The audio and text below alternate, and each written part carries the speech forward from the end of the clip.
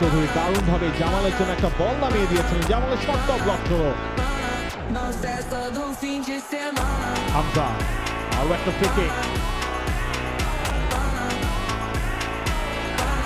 এবার ক্রিয়েট করেনি বাংলাদেশ, এখনো সুযোগ রয়েছে।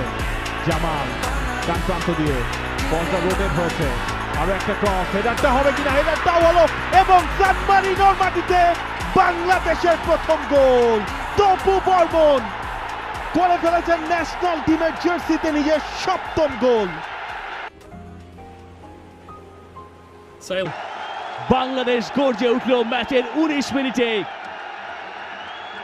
ইউরোপের দলের বিপক্ষে বাংলাদেশের গোল। সাজানো গোছালো আক্রমণের শেষটা তপু বর্মনের মাথায় শেষ। তপুর হেডার, কোনো সুযোগ নেই কারো। ডান দিক থেকে মোরসালিন করেছিলেন ক্রসটা এবং সেখান থেকেই তপু বর্মনের গোলটা। বাংলাদেশ 1, সান মারিনো